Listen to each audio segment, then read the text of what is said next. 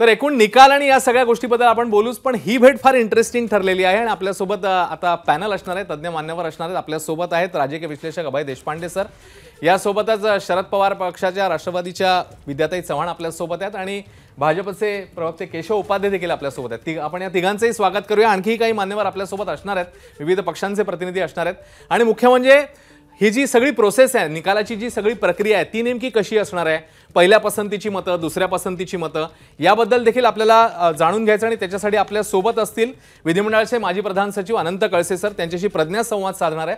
तर तेही गणित आपण समजून घेणार आहोत. पण सगळ्यात सुरुवातीला मी केशव उपाध्यांकडे जाईन. केशव उपाध्येजी, म्हणजे एरवी अधिवेशनामध्ये एकदम तुटून पडायचं एकमेकांवर, मी तुमच्याकडे येतो, पण आपण बघूया हितेंद्र ठाकूर आता बोलतात, काय बोलतात जाणून वाढवण्याची माझी तयारी चालू आहे आणि त्याप्रमाणे वाढवणार.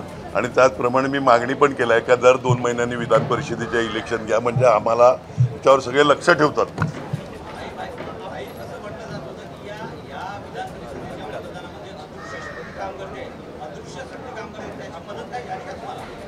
या विधान परिषदेच्या इलेक्शन माझा जिल्हा, माझा तालुका, माझी लोक, ही शक्ती माझ्याबरोबर आहे. अदृश्य शक्तीचं मला काय माहिती नाही. मी माझ्या तालुक्या जिल्ह्यासोबत आहे, माझ्या लोकांच्या सोबत आहे. धक्का कोणाला बसेल, महाविकास आघाडी? धक्का आता मी तेवढा मोठा नाही मिळत का त्यांचं वरच्यांचं काय कशा प्रकारे ऍडजस्टमेंट झालं ते मला माहित नाही, त्याच्यामुळे त्याच्याबद्दल मी बोलू शकत नाही.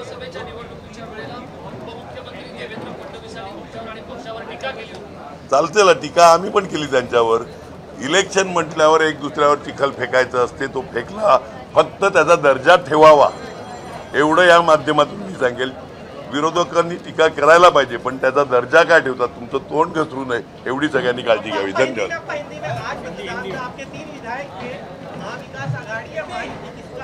नहीं, मैं मेरे जिले के, मेरे तालुका के, मेरे लोगों के साथ रहता हूँ, मैं किसी के साथ रहता नहीं.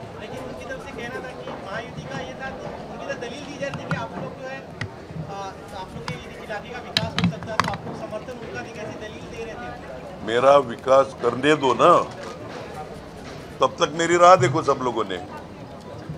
धन्यवाद. तेव्हा मतदानानंतर मवियाचे तिन्ही आमदार जे आहेत, बवियाचे किंबहुना तिन्ही आमदारांनी मग भाजपला मदत केली आहे का अशी आता चर्चा सुरू झालेली आहे. याचं कारण एक सूचक वक्तव्य आलेलं होतं, मतदान झाल्यावर तरी लक्षात ठेवा. हितेंद्र ठाकूरांचं अत्यंत सूचक वक्तव्य. आणि मतदानानंतर हे तिन्ही आमदार पुन्हा एकदा फडणवीसांच्या भेटीला पोहोचलेत.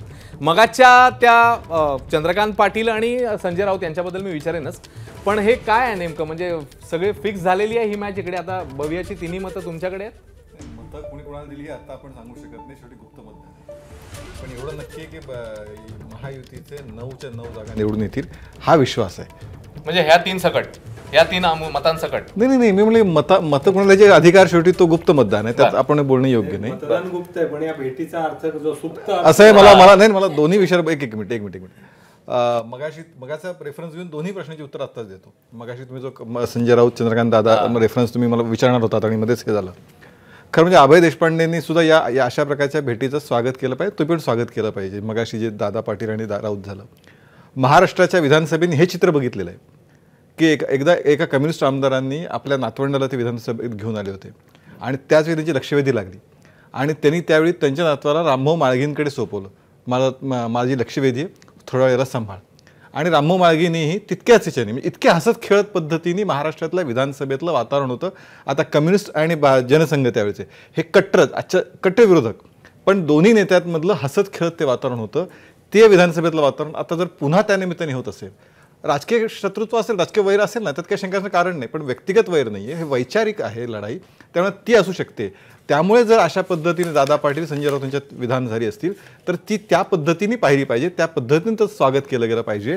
केवळ याच्यातनं काही लगेच नवीन पुढची लाईन मिळते का, जी माध्यमांना तात्कालिक लगेच हवी असते तशी लाईन मिळते का, तसा अर्थ काढण्याची घाई मला वाटतं कृपया करू नका. राजकीय लढाई राजकीय पद्धतीने चालेल, पण व्यक्तिगत संबंध हे नेहमीच चांगले असतील आणि महाराष्ट्राची ती परंपरा आहे. बरं, ठीक आहे. आपण आणखी काही मंडळी आपल्यासोबत आहेत. आता आपल्यासोबत आहेत शिवसेनेचे खासदार नरेश म्हस्के, ते देखील जॉईन झालेले आहेत या चर्चेमध्ये. आणि याशिवाय राष्ट्रवादीचे प्रवक्ते सूरज चव्हाण हे देखील आपल्यासोबत आहेत. या दोघांचंही आपण स्वागत करूया. त्यांच्याकडे जाणार आहोत. पण विद्याताई, अशा प्रकारच्या भेटीगाठींनी मवियामध्ये काय टेन्शनचं वातावरण वगैरे नाही ना? ऑल इज वेल? आमच्यामध्ये टेन्शनचं बिलकुल वातावरण नाही आहे. आम्ही अगदी व्यवस्थितपणे मतदान केलेलं आहे सगळ्या आमच्या आमदारांनी. फक्त ते मगाशी म्हणाली वैचारिक तर कमी झालं आहे आणि आर्थिक जास्ती झालं आहे हल्ली.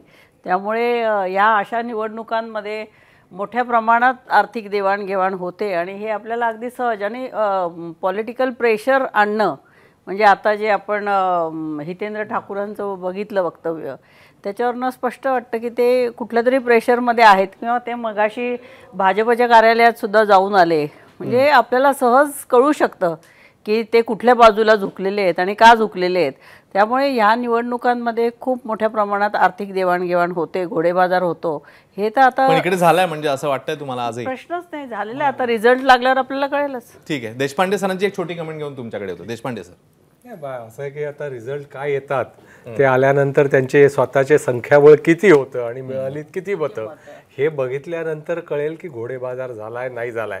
परंतु या निवडणुकीतलं गुप्त मतदान जे आहे ना, राज्यसभेला आपण दाखवून मतदान करतो तीच पद्धत विधान परिषदेला आणावी अशी वारंवार मागणी होते. पण सत्तेत दोन्ही बाजूची लोक येऊन गेली. म्हणजे 2003ला राज्यसभेचं ओपन बॅलेट आलं, त्याच्यानंतर सरकार वेगळं होतं, UPAचं सरकार होतं, नंतर NDAचं सरकार आलं, पण नंतर कुठल्याही पक्षाने ती भूमिका घेतली नाही. ही पण वस्तुस्थिती आहे. त्याच्यामुळे हे गुप्त मतदान आहे. ठीक आहे. आपण एक नाही, मला विद्याताईंचं घोडेबाजार, पैशाचं, आर्थिक वगैरे वगैरे आत्ताच्या बोलल्या, मला खरंच खूप हसवलं. मला एक सलमान खानचं गाणं पण आठवलं. सलमान खानचं गाणं ते असतं की हम करे तो काय साला तो कॅरेक्टर ढिला आहे, असं एक गाणं काहीतरी होतं. म्हणजे तुमच्याकडे मतच नाही आहेत शरद पवारांकडे, पण तरीही मात्र मग तुम्ही मतं नाही आहेत. मग मतं नसताना सुद्धा ज्यावेळी तुम्ही मताच्या याच्यात उडी मारता त्याचा अर्थ तुम्ही आर्थिक घडामोडी करत असता. तुम्ही अशा पद्धतीचं काही ज्या पद्धतीच्या गैर गोष्टी तुम्हाला आत्ता त्या पटत नाही आहेत, खूप तात्विक गप्पा मारताय तुम्ही, त्या करण्याचा प्रयत्न करत असता. जर मतं नसताना शरद पवार गट उतरला कसा, हाच तर खरा प्रश्न आहे. पण त्यामुळे ठीक आहे, त्यांचं हम करे तो साला ती जे गाणं आहे त्या पद्धतीचं असेल की दुसऱ्यांनी केलं तर मात्र वाईट, त्यामुळे आपण त्यात उतरलोय हे लक्षातच घ्यायचं नाही. हा एवढाच मुद्दा आहे त्यातला. ठीक आहे. आपण ह्याचं उत्तर विद्यार्थ्यांकडनं घेऊया, पण त्याच्या आधी राष्ट्रवादीचे प्रवक्ते सूरज चव्हाण आपल्यासोबत आहेत. सूरजजी, आत्ता म्हणजे मतमोजणी तर झालेली आहे, निकालाची आता प्रतीक्षा आहे. मतमोजणी थोड्या वेळात, मतदान किंवा झालेलं आहे, मतमोजणीची प्रतीक्षा आहे. तर तुमचं आत्ताचं प्रेडिक्शन काय आहे? तुमचे उमेदवार सेफ झोनमध्ये आहेत, आरामात जिंकतील, काय प्रेडिक्शन तुमचं? आमचे दोन्ही उमेदवार मोठ्या मला जेवढी गरज होती त्याच्यापेक्षा जास्त मताधिक्य त्या ठिकाणी आम्हाला दिसून येईल निकालाच्या नंतर. कारण अनेक लोकांनी अजितदादावर विश्वास ठेवून त्यांना साथ दिलेली आहे. आता निकालाच्या नंतर तुम्हाला अजितदादा सोबत प्रत्यक्ष आणि अप्रत्यक्ष किती लोकांनी आम्हाला साथ दिलेली आहे, त्यांचे आताच मी आपल्या माध्यमातून आभारी मानतो. ठीक आहे. सूरजजी, आपल्या सोबतच राहा तुम्ही. आता पुढच्या मुद्द्यांकडे जाण्याआधी आपण प्रज्ञाकडे जाऊया आणि हे जे सगळं गणित आहे प्रज्ञा, ते आपण कळसे सरांकडनं समजून घेऊ. कारण मुळात पहिली पसंती, दुसरी पसंती, 23चा कोटा, हे थोडंसं म्हणजे आकडेवारी आहे, त्याच्यामध्ये थोडंसं कदाचित किचकट वाटू शकतं, पण ते सोपं करून सांगायला कळसे सर आपल्यासोबत आहेत. प्रज्ञा, सकाळपासून आपण सांगतोय की क्लिष्ट प्रक्रिया आहे सगळी, खूप टेक्निकल निवडणूक आहे ही सगळी, आणि तीच सोपी करून सांगण्यासाठी कळसे सर सध्या आपल्यासोबत आहेत. सर, सध्याच्या विधानसभेतली आकडेवारी आपण जर पाहिली तर त्या अनुषंगानं या 11 जागांसाठीच्या मतदानाचं गणित नेमकं कसं असणार आहे? ही मतदान प्रक्रिया पार पडली, आता मतमोजणी कशी पुढे जाणार आहे? या संदर्भात मी एक सांगू इच्छितो, ही जी मतदान पद्धती आहे हे भारतीय संविधानामध्ये त्याची तरतूद आहे, proportional representation bye means of single transferable vote. म्हणजे ही याच्यामध्ये एक मत असतं उमेदवाराला, जे मतदान करतो त्याला एक मत असतं आणि बाकीचे प्रिफरन्सेस असतात. आता जेवढे कॅन्डिडेट आहे तेवढे प्रिफरन्सेस त्याला देता येतात. एक मत टाकणं मात्र अत्यंत आवश्यक असतं, तरच ते बॅलेट पेपर व्हॅलिड ठरतो. पण इतर प्रिफरन्सेस आहे 1, 2, 3, 4 2, 3, 4 वगैरे पुढे, हे आवश्यक नसतो. पण जेवढे उमेदवार आहे तेवढे त्याला प्रिफरन्सेस देता येतात. आणि या मतपद्धतीचं एक वैशिष्ट्य आहे की मायनॉरिटी रिप्रेझेंटेशन, म्हणजे ज्या पक्षाला अगदी कमी जागा आहे त्याच्या प्रमाणाप्रमाणे त्याला तिथे सीट्स मिळू शकतात.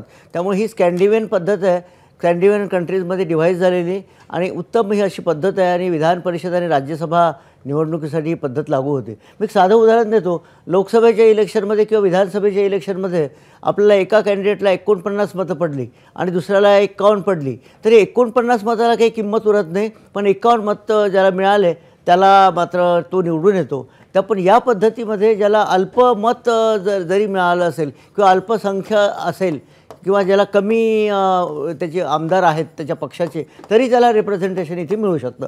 ही एक पिक्युलियर पद्धत आहे आणि आपण या 2 इलेक्शनला केलेली आहे. आता याच्यामध्ये पहिला महत्त्वाचं स्टेप्स याच्यामध्ये असं आहे की मतदान झाल्यानंतर बॅलेट पेपर्स वगैरे उघडल्यानंतर महत्त्वाचं म्हणजे कोटा काढावा लागतो. आता यामध्ये मला असं दिसतं आहे की 274 मतदान झालेलं आहे.